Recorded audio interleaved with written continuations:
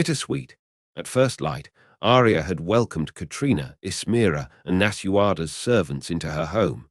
Mother and daughter were polite when entering her space, but the three handmaids sent by Nasuada looked like a tornado devastating all in sight, sweeping, washing, cleaning. The treehouse soon resembled more like somebody else's home than her own. They changed the tablecloth, the sheets and the position of the flower arrangements and paintings on the wall. The books were removed from the shelves and dusted one by one, then organized in a way that made no sense to Arya. More than once, Arya's heart clenched at the sight of Eragon's careful touch being wiped out from their little home. She made an effort, though, to calm herself and remember that he would be there to help her put their belongings back in place. They could make a day out of it, just the two of them, organizing their private space. Katrina and Ismira, sensing her distress, invited Arya to the kitchen while the handmaids worked on the bedroom. There, they started to prepare the food for the wedding dinner. Among other things, they were preparing pork meat. Arya was against eating meat, but she understood the social norms in those kinds of festivities. A good human celebration would be lacking if there was not a fair amount of good meat and lots of ale and wine, even if it meant feeding of the energy of innocent creatures. She concentrated on cutting the carrots, while Katrina brought the freshly slaughtered animal from the wagon, and the smell made her stomach churn. She gritted her teeth and put even more attention on the carrots and what Ismira was saying. "Poor Dane," she said. "He rode west on a horse before dawn. He said sailing back would take too much time, especially considering that Sunon is in the far north." Hope offered to take him on Bredor, but Saphira advised against it, being him too young to travel such distance with two people on his back, and in an incredible hurry. Arya took a shallow breath to speak. She's right. It would be too straining for Bredor. Either way, he wouldn't be able to get there in time for the funeral. Dane knows. Ismira sighed and squatted before the oven to feed the fire. Arya had watched the girl grow up over the years. She knew about her involvement with the young Lord of Sunon even before her parents, because she was in Illyra when the two had met during the annual games and watched it happen. It was a predictable relationship, since the pair was very much alike in personality. Their position of importance in the future of the Valley and Sunon was also a contributing factor to their union. Arya was glad they had managed to overcome any adversities and stay together. They were good to each other, as she observed over time. Ismira was comfortable enough in Arya's presence to confide in her when she needed the advice of a wiser one. Arya made sure to offer her all the support she needed as a close friend of the family. It felt that sometimes she would be taking Eragon's place in Ismira's life, which made the responsibility even bigger. Arya turned to look the girl in the eyes, leaving the carrots chopped in slices on the table. "Were you two hoping to have your wedding here in the east?" she asked. "I was," she shrugged and stood up, "so Uncle Eragon and Saphira could be present." However, Dane had second thoughts. He wished his people could participate as well. "But now we won't be able to choose, will we?" "You were able to choose to do it in the first place," said Katrina, who bathed the pork in a sauce made of fat, butter, and herbs. "You have your uncle to thank for it. He put some reason into your father's head." Arya smiled, because Katrina had a severe tone in her voice and a creased feature just to think about how Roran had been difficult about letting Ismira marry Dane. Arya didn't take Roran's reason, however, since he was only doing what was right. It was a matter of perspectives, she considered. "True," Ismira agreed. "I just wished I could have them at my wedding as well." "Arya, maybe you can convince Uncle to come back to Alagezia. Tell him it's just for a few days. There's no harm in being away for a few days, is it? I'm sure he will listen to you." Arya felt bad for Ismira when she had her brown eyes beaming with hope. He's not allowed to leave Mount Anga, in self-indulgence, but the other riders do it. Rhaenyra travels to wherever Avelina is. And that's self-indulgent. Ismira crossed her arms and looked angry, an exact imitation of Katrina. The others don't have duties as strict as his. Even mine allows me to fly free. If only my other duty could be as forgiving as this one. She signaled the diadem over her brow and spared the girl a sad smile. It's not fair, Ismira complained. Did he choose that? Why would someone choose to be bound forever to a place or a duty? He chose to come here, indeed. So did Saphira. To start a new age of the dragons and riders. It was the right thing to do, Arya said, feeling as discontented as Ismira. If you knew your uncle, my child, Katrina finished preparing the pork and grabbed the pan to put it in the oven, you would know that he must do what is right, even if his means are a little, unconventional. Arya nodded. Ismira breathed deeply. Fine. I guess you won't try to convince him then. I cannot. The girl stayed in silence as she helped Arya with the vegetables. When they finished, Ismira moved on to mixing the ingredients for the bread dough, and Arya sat at the table to watch her. The young woman glanced over Arya's delicate crown. Is it too demanding, your other duty? Arya held a complacent smile. Can't you imagine? I believe it is, but I could never imagine how is the life of a queen. Especially an elven queen. Katrina, who stirred the logs in the fire with an iron poker, meddled in the conversation. Ismira. It's not proper of you to question a queen about her duty. It's all right, Katrina. Arya adjusted herself in the chair as she was entering an unwelcoming environment. It is very demanding indeed. You implied you don't feel free, Ismira said coyly. I am not. A queen must live for her people. Fortunately, my nature was always of giving myself to others, so this is not what plagues me. Now even Katrina was interested, and through the dish rag, she used to wipe her hand over her shoulder and leaned against the counter to listen to Arya. What is it? She asked. Arya crooked her head to the side and thought about what she could tell them. Our politics are complicated. Haven't you always dealt with politics? Yes, but I was the ambassador, always mediating. This is different. Is it boring? It seems boring. Ismira lifted her brows as she worked on the dough. Arya laughed lightly. It can be boring, yes. But overall, it's tiring. And dangerous, sometimes. How so? The girl's concern was apparent. Imagine a place in the ocean where the current splits in other smaller currents, each one revolving in different directions. Turbulent and dangerous waters, that is the result. Mother and daughter stared at her with confused eyes. Arya knew how to be deflective, as only her kind could be, but she found herself being blunter with time, mainly when talking to humans. So she adjusted her speech. What I mean is that conciliating different opinions can often be troublesome. And that's what a queen must do in the majority of the time.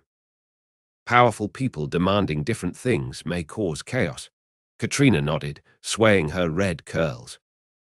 It seemed like she knew what Arya was saying. Ismira, on the other hand, looked sad. Can someone try to hurt you because of those demands? Arya stared at the girl. That was the moment where the elves would normally get around and bend the language, not to tell the whole truth. Humans would lie completely, saying that she couldn't get hurt just to keep Ismira's mind untroubled. But Arya thought that she deserved the truth. Yes. I'm not immune to it. None of us is, not Nasuada, Orin, Oric, uncle and father. And Dane, Ismira completed the list. Arya breathed heavily. I'm afraid you were born into a family bound to do grand deeds, but also suffer for it. Not only my family, Arya. You too, my friends. Arya bent her head slightly and smiled. We will be all right. All of us. You will see. Ismira's fingers dug into the dough with too much force, and Katrina shook herself out of her trance to get back to cooking. It was easy to tell lies in the human language, Arya thought to herself. It was around midday when the men arrived. Roran announced he was going to arrange the hill along with a reluctant Oric, so he left. Eragon stayed to work on the site by the river where they would dine and celebrate. He entered the house to drag the dinner table outside, and his face turned pale when he looked around the kitchen and the living room. His eyes captured all the changes made there by the handmaids, then crossed paths with Arya's look. She mouthed, "I'm sorry," to which he seemed to agree. The rest of the day was spent working on the preparations for the wedding. Arya only stopped working on the kitchen when the handmaids gathered to leave 2 hours before the sunset. Katrina and Ismira were supposed to leave as well so they could bathe and get ready for the ceremony, but they hesitated to leave Eragon in charge of finishing to prepare the meal. "I'm telling you, Katrina, I know how to do it. Go, we will be all right.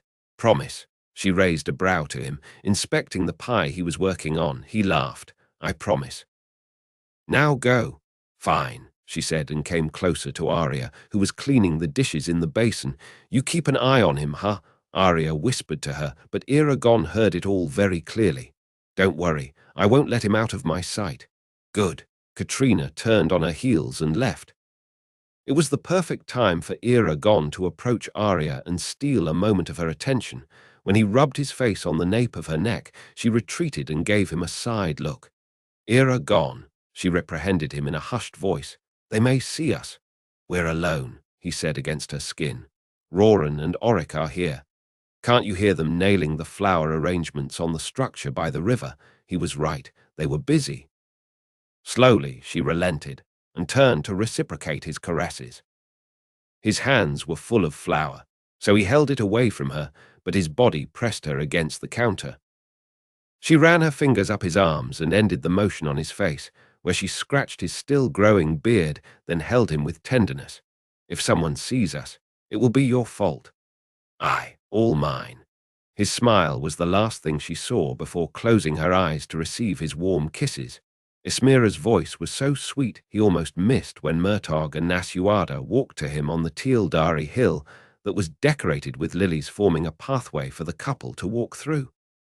The melody coming from his niece's lips was romantic with a touch of melancholy, different from the old joyful Palancar Valley wedding songs chanted for centuries. At least, that was how he perceived it, for the moment was bittersweet to him. His brother's marriage with the Queen was a troublesome occurrence. It would bring lots of happiness to the couple, but it could also throw a veil of conflict and darkness over the land. Eragon breathed deeply to stop his heart from stomping on his chest from the stress and looked ahead. Nasuada was a vision. He gasped to see her in a light lilac gown, adorned with laces on the sleeves and neckline, with flowers on her head in the place of her crown. She was the definition of beauty and power. He could never describe Nasuada without asserting her power. Murtagh looked handsome with his hair combed back and his red formal attire. The smile on his face was so big that Eragon wondered if his face didn't hurt from the strain. It caused Eragon to smile as well. Behind the couple, Roran and Katrina walked so they could speak for them as their closest family members and friends. Eragon decided not to open the ceremony the usual way that consisted of allowing the small crowd a moment to object against the union if there was a plausible reason for it. He looked around and saw his most treasured friends, knowing that they would all be lying if they silenced to the question of a possible impediment to that wedding. So he was the one to silence. He searched for the inspiration he required to give his speech in each one of those faces. Oric and H. Vedra that were there for Nasuada only as they had made clear more than once during the day. Roran and Katrina, Arya, Ismira, Ian, Saphira, Thorn and Fernan. Even Angela inspired the words that would come out of his mouth. "Welcome, friends." Tradition speaks that we must give a chance for people to object against this union. But tradition also speaks of companionship and sacrifice, important aspects of a joint life. His voice wasn't loud, for he was speaking to a small gathering. So today, instead of allowing tradition to act against you, Murtagh and Nasuada, I will tell you a story of love and sacrifice that I hope will inspire you. His eyes wandered once again, lingering a second too long on Arya's before looking away at the setting sun. The red and orange light painted the hill and its flowers, and Eragon inhaled deeply to start his telling. Once there was a man who had the fame of being odd. He lived on the outside of a small village where everyone knew everyone. Not a single word was spoken there without being heard by the entire population. It enraged the man that wished nothing more than privacy to live alongside his loved one. So he hid for years in his hut with only the company of his wife, and that was the perfect life for him. Winters were his favorite, for the snow would muffle the voices brought by the wind from the village. He was happy this way, or at least as content as one can be when dealing with the scarcity of a poor life. Eragon paused and noticed the eyes focused on him. He loved the power of storytelling and often marveled by the innate search for representation carried by humans, elves, dwarves, or whoever walked the land with an intelligent brain inside their skull. One winter day, the man decided he had spent too much time feeding of their stocked supplies, not knowing if it would be enough for the entire season. He wanted something fresh, something new, despite what his wife said that they were fine, and she wished he could stay inside, warm and safe. So he gathered his bow, a hunting knife, a change of clothes, a blanket, and some mead for the road. He blinked an eye to Oric, who chuckled and pulled his beard, and he left. He walked through the snow all day, only stopping for quick rests. The more he walked, farther from the village he got. He travelled for 2 more days without the sight of another creature, intelligent or not, until a camping site came to his field of view. The snow there was still as abundant as around his village, and he could see a lone figure sitting by the fire. Careful not to scare the person, he shuffled his feet on the ground, causing much more sound than his experienced hunter steps normally would.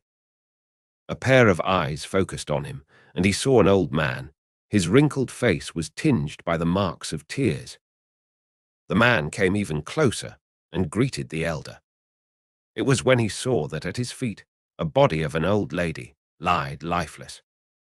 The man was speechless, looking from one figure to another. "What happened?" he asked.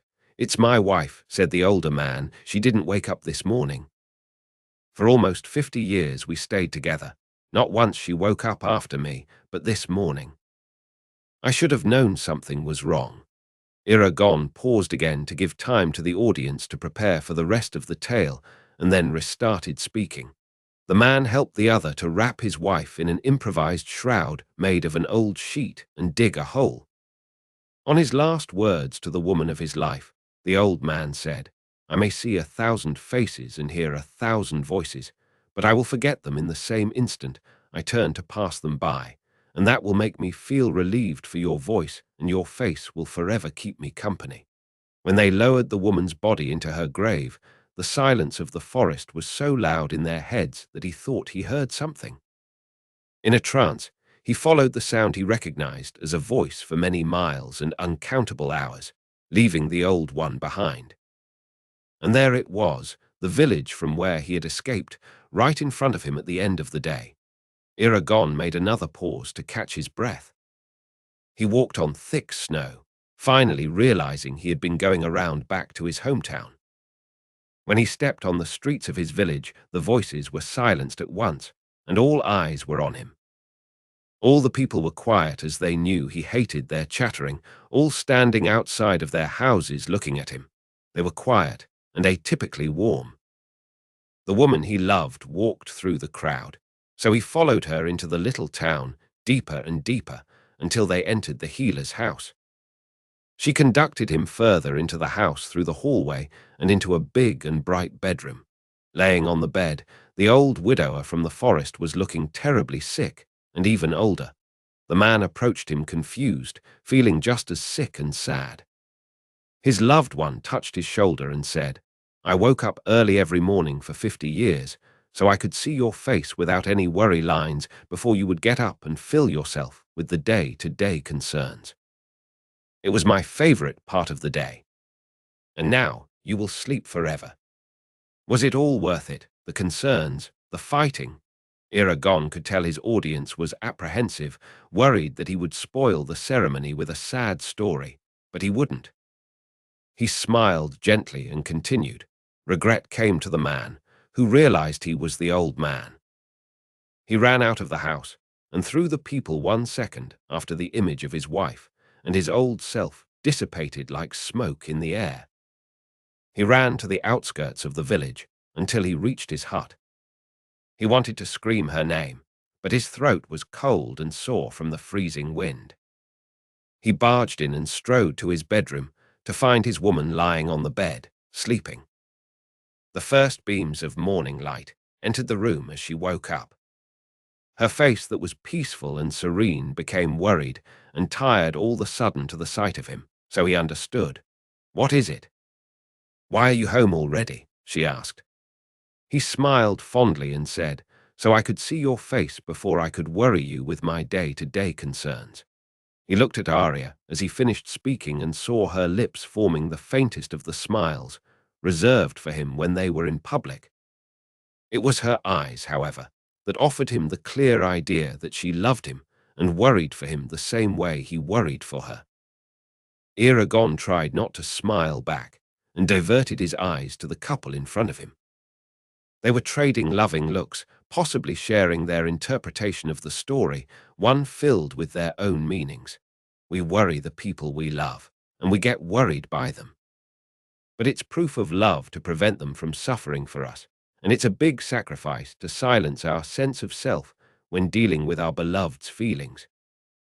What I see is that you, Nasuada, and you, Murtog, are committed to making each other feel as tranquil as one can be in your marriage, and this is love. Are you committed to this?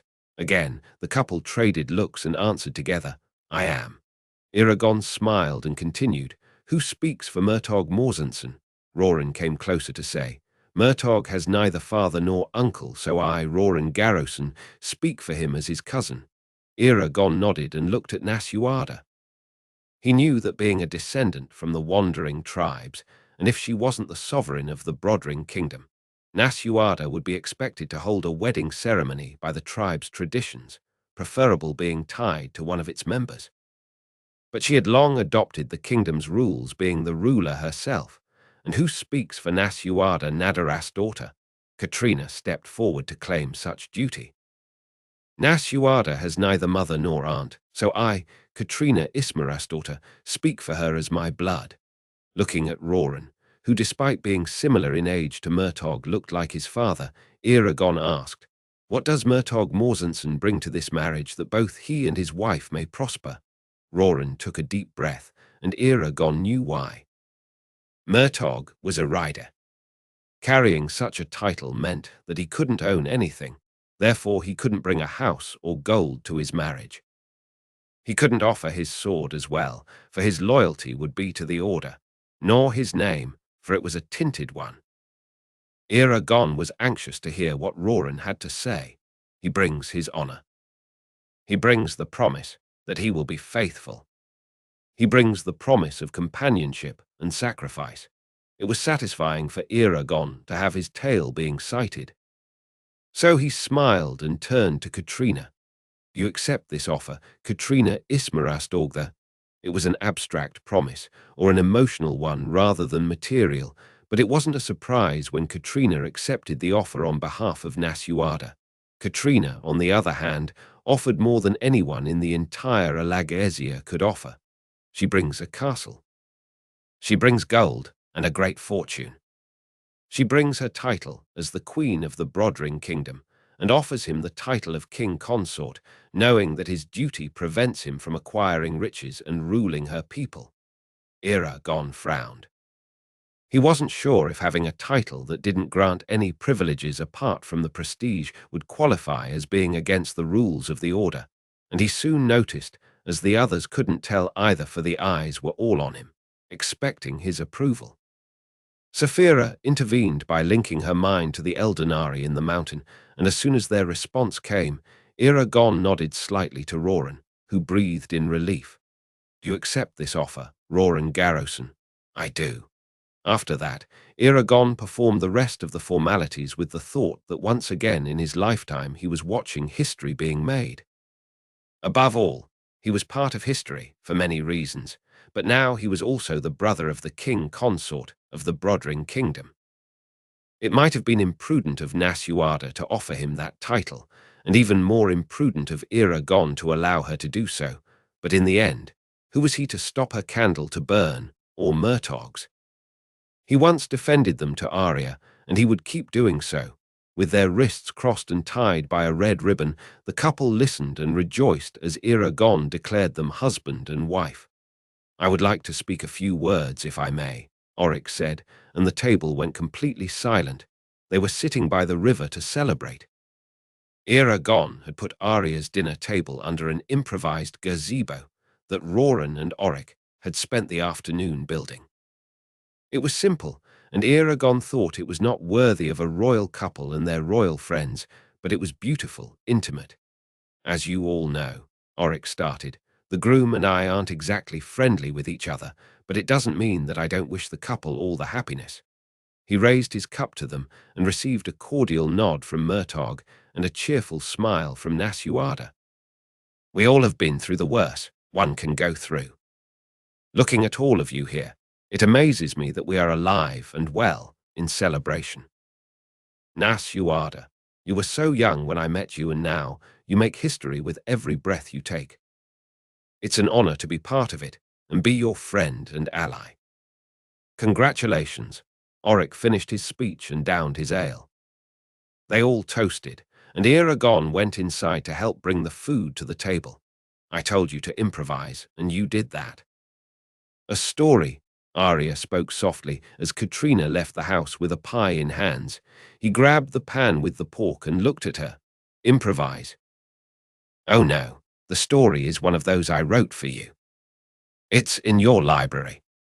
I would tell you in which shelf, but now I have no idea where it is." Arya frowned and followed him to the outside. "I should have thought it through before lending them the house." Eragon smiled and stopped to look at her. "No, you did a good thing. We can organize the house together. And maybe even work on that table you want to put outside." Arya smiled back at him, and he saw her green eyes beaming with joy. He still had to get used to cause such reaction on her. "Now come, they are waiting for us," he called. They drank and ate until they could no more. Until Ismira pulled her harp and played the wedding songs from Carver Hall and other ones of her creation. Murtogh and Nasuada stood up to dance and were shortly followed by Roran and Katrina, who motivated Oryx and Vedra to join. Eragon was feeling hazy by the ale and all the food, so he sat back in his chair and laughed at his clumsy cousin stepping on Katrina's foot more than once. "Oh, what are you laughing at, boy?" Angela stood up and offered him a hand. "Do you think you can do better?" He threw a helpless glance toward Arya, who held an amused expression, and took Angela's hand. "I'm sure I can't, but I can try." And he did better than expected, considering his state. Not once he tripped or stepped on Angela's feet. "Is this a good moment to tell you I will stay?"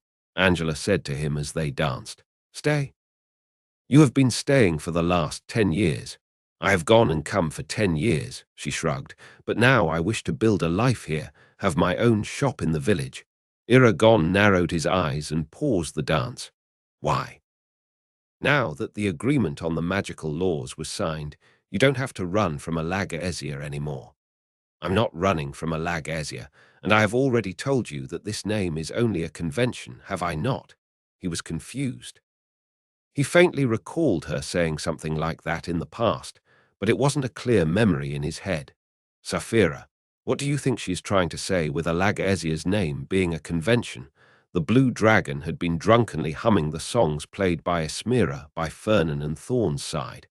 "I believe that it has something to do with true names. Rainier would know more about it, don't you think? True names." Saphira let some smoke out of her nostrils. "Stop thinking about it now. You're leaving your partner unattended, right?" "Sorry," he said to Angela. "Yes, I remember." "Anyway, if you are not running away, why would you want to settle here?" Angela opened her arms and motioned to the mountain as she walked back to the table. He followed her. Look at what you have done here. This is where things happen. And you know me, I want to be where I can be part of things. She sat by Arya's side, and he took the seat in front of her. I don't know what you think happens in Anga, but the day-to-day life can be pretty dull around here. Eragon served them ale from the jar. Don't I know? Thank you. She took the cup he offered her. But I have this feeling, you know. And as I told you once, you make life interesting, Shadeslayer. I think it's that ability of yours for finding trouble. Arya laughed over her cup, and Eragon felt outnumbered. Fine, do as you please. But why are you telling me? As I said, I wish to build my shop in the village and was hoping you would agree with that. Eragon almost spat out his ale. Are you asking me for permission?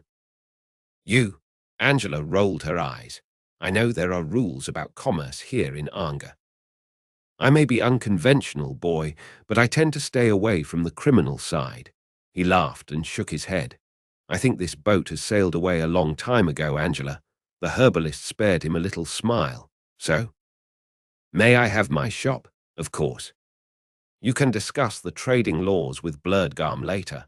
Brilliant, she raised her cup, to new business opportunities. They toasted and drank. Then Angela signaled for Eragon and Arya to come closer and said, So, when will you two tell others about your relationship? Eragon's stomach sank, and he saw the same panic in Arya's eyes. Oh, relax. I'm not going to tell anyone. How? How do you know? Suddenly, his mouth was too dry, so he drank a little more. It was Elva who told you, wasn't it? Arya's voice was deep. Elva? No, no one told me. In fact, I wasn't sure of anything until I saw the stupid look on your faces, Angela mocked. Is that obvious? Eragon asked. Not on your part, for you have been acting like the fool in love since you first saw her. But Arya, if you wish to keep this a secret, then you should keep all that happiness to yourself. People will start to notice. Angela was having her fun at their expense, and Eragon didn't know what to do. He looked at Arya, who seemed worried but mostly annoyed. Maybe he could have his fun as well, relishing on the fact that Arya was at her most vulnerable when exposing their relationship. I don't think she can, Angela. Now that she knows how good I am to her, it will be hard for her to conceal her joy. They shared a laugh as Arya threw him a death stare. He didn't have to suffer her wrath for too long, for she invited him to her temporary quarters for the night. It was late night when they all said their last congratulations to Murtogh and Nasuada and left them by the river to head to the mountain. Eragon hugged his brother tight, pounding on his back. I wish all the happiness in this world, brother. To you, your wife, and unborn child. And you know you can count on me, right? Murtogh let go of his embrace and grabbed Eragon by the shoulders. I do, brother. Thank you for everything. You're too good to me. Don't say that. No, Eragon, he's right. Nasuada came to put her hands on his cheeks. You are good to the both of us. I hope our political divergences don't spoil our family relations, because I have a deep appreciation for you. You should know that. He closed his eyes when she kissed him on the forehead. And you, Nasuada. Sister, he said with a great smile. He shared her concerns about their divergences. Eragon liked Nasuada and felt they would be the closest of friends if it weren't for the distance and political views. She was cunning and ambitious. He was righteous and brave. Those qualities spoke too loud when dealing with official matters, and he considered their positions to be ideal for one another. He could never be king, and she would make an intransigent teacher and head rider. They were where they had to be, so he could only hope that those two roles could work well together. Even though Arya had forgiven him, he could tell she was restless because of what Angela said. She had closed her mind to him and turned on her side on the bed with her back to him. Arya, he whispered. Yes, I'm sorry. Arya sighed but didn't turn. I'm not mad at you. Her voice wasn't strict or annoyed, but he heard a note of concern. He took the chance to close the distance between them. and hold her by the waist. She adjusted herself into his embrace. "What are you mad at?" "Myself. I thought I could hide us, but then thought it didn't matter. We should tell the world we are mates. Then I got afraid of the consequences just to try to convince you to reveal our secret to your family. And now I don't know what to do.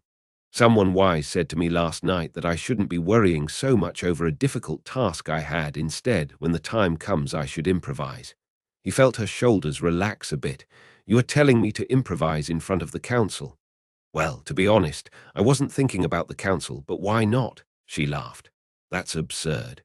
His hands turned her so he could face her. He brushed her hair out of her face and caressed her cheek. "You will know what to do, Arya. I trust and support you on this. But don't forget about Jewson and his mission. You should be careful when trusting people." Arya blinked slowly, leaning into his touch. "I say the same to you," he smiled. "I will be careful, I promise." "Anything for you, my queen." Eragon's sleep was empty of dreams, like a deep meditation. He kept his mind fixated on Arya's breathing next to him to help him control his stray thoughts. It was working. They were faintly connected, as she wasn't allowing him into her concerned mind, and through their bond, he could perceive glimpses of her agitated dreams. He tried to ease it, but she kept him at a safe distance. Against her mental force, he would never dare to battle. He also felt agitation coming from Saphira in the eyrie, so he extended his mind to her, exiting his slumber state. "Saphira, are you all right?" She didn't answer. Instead, his mind was filled with afflictive thoughts. Saphira had been working on augmenting her mental reach a bit every morning, and every morning she would make progress, small but important progress. That early morning it seemed that she was wandering through Du Weldenvarden.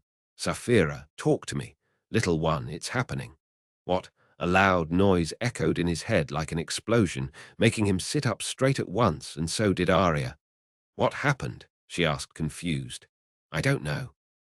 "It's Saphira." She was scouting the forest. "SH, look at this." Saphira pulled them and Fernan to her vision. There were flames all around from an explosion in the north, burning the trees, melting the snow. "Saphira, how far are you?" "Far, very far." "North of Du Weldenvarden."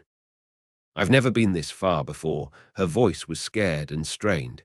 "I need to cut the connection now, for I'm not strong enough to keep it." "Did you see all you needed?" "No, they didn't." His mind was racing with unanswered questions. Why didn't she go to the Eldenari for help? Eragon traded looks with Arya, who said, "Cut the connection, Saphira. Preserve your strength." Like a cord that had been pulled too far, Saphira's consciousness snapped back, and they all felt the emptiness of their own thoughts, for the dragon was too weak to keep the connection that became a thin thread, only enough to make them know she was all right. Eragon stared at Arya, already knowing what she was thinking. "No, you don't have to go," he said. "I do, Eragon." He grabbed her by the shoulders. "I can send the others. They can take care of it." "The others? How many of them are responsible for my people like I am?" His eyes were pleading when hers were resolute. "Please, you just got here. We still have 3 weeks." He watched as she kicked the sheets aside and started dressing. Next, she collected the few items she had brought to the mountain and put it in the bag. "There's no time to waste. The rest of my belongings you can keep in the treehouse for the next time I come." "Can you do that, please?" He was too appalled to speak, so he nodded. Noticing his heartbreak, Arya climbed on the bed again and sat on his lap. She ran her hand through his hair. "I need to do what's right. You understand, don't you?" Eragon felt his eyes burning. He felt like a child who was told he couldn't play outside because of the rain. His voice was weak when he spoke. "I hate it." Arya smiled sadly. "And I don't like it more than you do. But it's the life that we chose. Did we? Did we choose that?" Arya seemed distressed, as talking about her duties would often make her feel. Eragon then shook his head and pulled her to him. "Forget what I said. You go, but be careful," he said into her hair. "I am," she replied, and he felt her breath on his shoulder. Take Elva. She didn't touch the eggs yet. She won't go. He grunted and moved away to stare at her. You can't go without her. Ask Rainier to take her later. I can't wait until she is finished touching all the eggs. It will be quick. We will take her to the Hall of Colors immediately. Then you can go. Please, Arya, don't leave her behind. Arya clenched her jaw and grabbed his hair with too much force for his taste. Fine. But we go now and wake her up. Eragon nodded. Rainier and Vance will follow you, so will the others. We'll think about the training later. Her hand clasped the back of his head more softly, and her nails scratched his scalp. He could tell she was anxious to leave, and suddenly the melancholy he felt at the wedding for other reasons became so strong he could barely breathe. So he forced a deep breath, inhaling as much as her scent as he could. He also ran his hands around her waist, thighs, and arms to memorize the touch of her skin. Too soon, she retreated and left after a soft kiss on his lips. It was too abrupt, too sudden, too unfair. He was left in the middle of the bed, feeling the tears running down his cheeks while she exited the room to go to Elva's. Too soon, he spoke to himself between a sob and another. It's not fair.